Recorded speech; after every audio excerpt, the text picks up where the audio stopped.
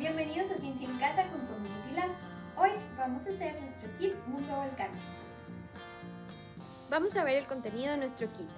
Tenemos unos lentes de seguridad, un simulador de volcán, 2 agitadores, 2 vasos medidores, una jeringa, bicarbonato de sodio y ácido cítrico. Estas dos sustancias son fáciles de conseguir. En caso de que se te acaben, puedes utilizar bicarbonato de sodio de la farmacia y en lugar de ácido cítrico puedes exprimir un limón. Otros materiales que vas a necesitar es una bandeja o algo en que recolectar el agua que va a caer de tu volcán y una botella con agua con la que vas a realizar tu experimento. Para comenzar vamos a utilizar nuestro vasito medidor y vamos a vertir en él agua casi hasta el borde. Tenemos 2 tipos de cucharas medidoras. Esta de aquí tiene una parte que se llama agitador. Esto nos sirve cuando hacemos mezclas. Esta parte de aquí nos sirve para tomar cantidades más pequeñas. El otro agitador sirve para tomar también sustancias en polvo o bien tomar cantidades más grandes de alguna sustancia. Vamos a usar ambos.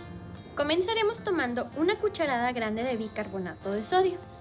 Lo primero que vamos a hacer es destapar, tomar nuestra cucharada y ponerlo en medio de nuestro simulador de volcán. Recuerda siempre tapar los reactivos o las sustancias una vez que hayas terminado de usarlos.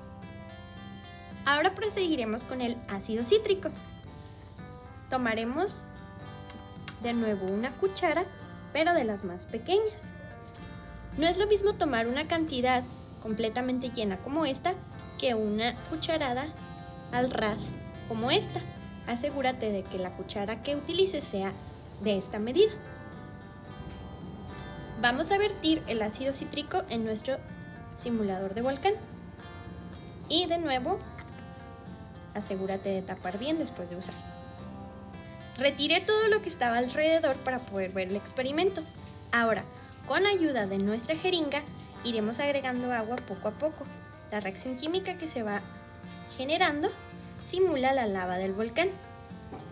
Entre mayor cantidad de reactivo hay adentro y más agua, esto va a tener una mayor reacción. Vamos a probar.